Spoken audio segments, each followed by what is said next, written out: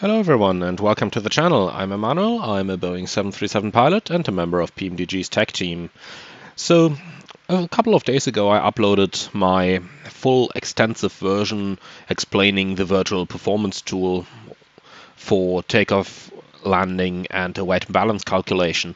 Now that has been a pretty extensive video and I am sure that most of you don't want to watch the complete hour just to get an idea of something particular you want to do. So here's a quick and dirty calculation of our takeoff data with a couple of the, let's call it, things that you should at least have a look at. So we'll take our example again using Düsseldorf as an airport, runway 23 left. We'll figure out a sensible intersection, like for example Lima 3. And for the condition we'll select whatever the weather gives away. So looking at our meta over here, we are basically looking at a wind 300 degrees with 8 knots, slightly variable, 21 degrees and 1023. Now that certainly suggests the runway is dry. For flight simulator purposes, there are only 3 runway states. Dry, wet, which equals good, and then you have snowy runways, which equal dry snow for the performance. And that's it. That's all that Microsoft Flight Simulator, FSX and P3D know about. Not sure about X-Plane, so if you're an X-Plane user, then just be aware that X-Plane might be more sophisticated than Microsoft's counterparts. So the weather over here suggests that we have dry runways. For the winds, in here we can see we have 300 degrees with 8 knots, variable between 240 and 340. So we always want to take the most conservative wind, so the one that gives the least headwind component or the strongest tailwind component. So with an example like this, we would take a wind of 340 degrees with 8 knots.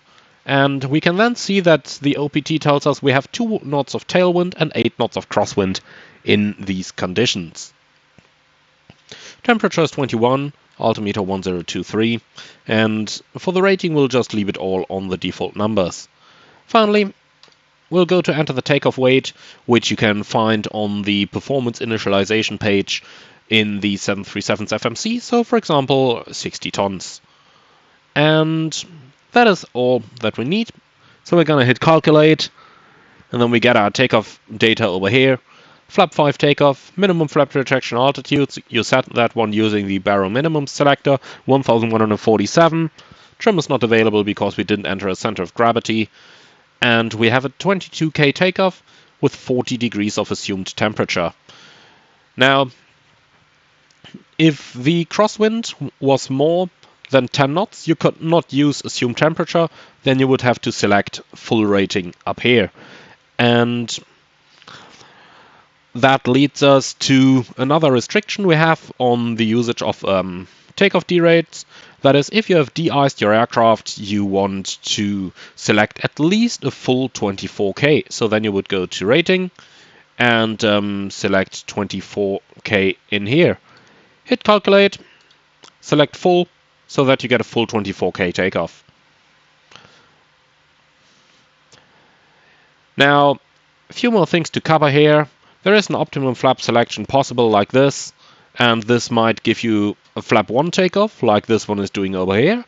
And if you use that, just be aware that with a flap 1 takeoff, you have very limited tail clearance of the airplane. So on a normal rotation with flaps 1, the tail of the airplane will be just about 30 centimeters above the runway by the moment the airplane lifts off.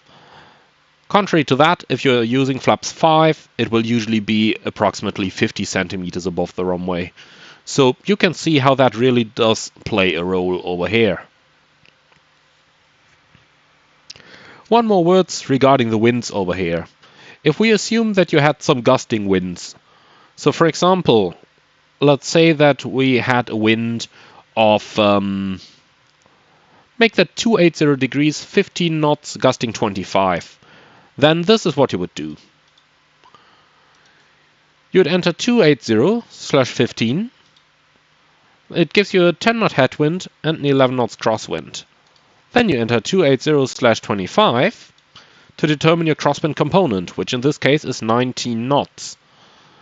And that already tells you that you will not be able to use an assumed temperature. Now, if we hit calculate now, then the OPT might still calculate an assumed temperature for your takeoff, so you manually have to select full.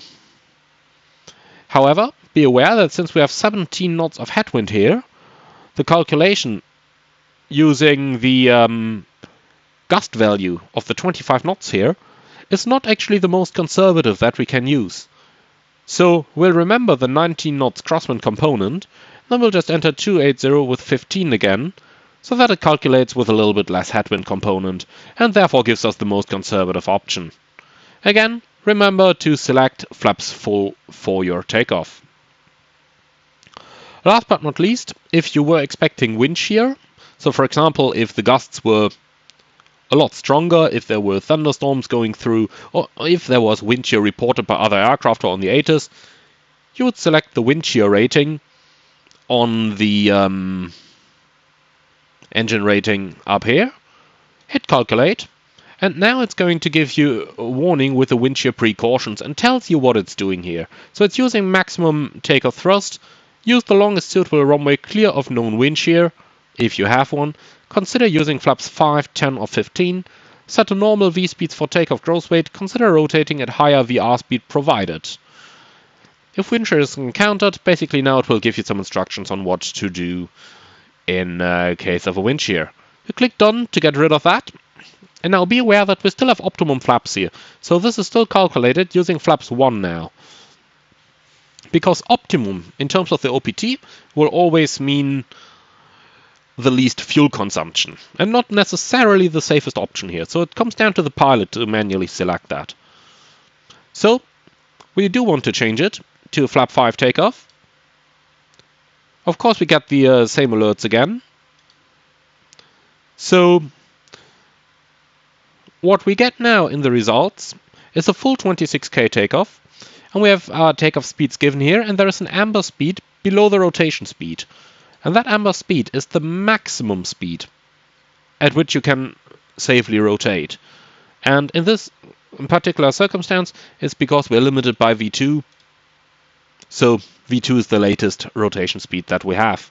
So if you were to hit 131 knots during your takeoff, and you had to encounter some wind shear then, then you can delay your rotation until you reach 143 knots. There is one final word that we have to spread here, that is the usage of anti-ice for your takeoff. And you have the options of engine anti-ice, engine and wing anti-ice, or off. Now, in the 737NG, unless you have actually been de-iced on the ground, you are always going to switch on the engine and the wing anti-ice after engine start. However, for the purpose of performance calculation, you are not going to use engine and wing anti-ice unless you expect to turn the wing anti-ice on again after takeoff. Keep in mind, when you are setting your takeoff thrust, the wing anti-ice switch is actually going to trip off in the 737.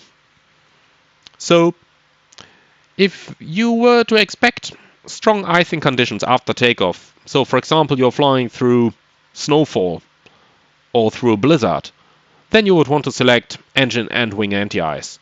However, if you are, for example, just flying through rain at a temperature of 9 degrees centigrade, then you would select engine anti-ice only, despite turning on both engine and wing anti-ice in the before taxi procedure. So the anti-ice option over here really is for what you expect to use after takeoff, not what you're going to turn on the ground.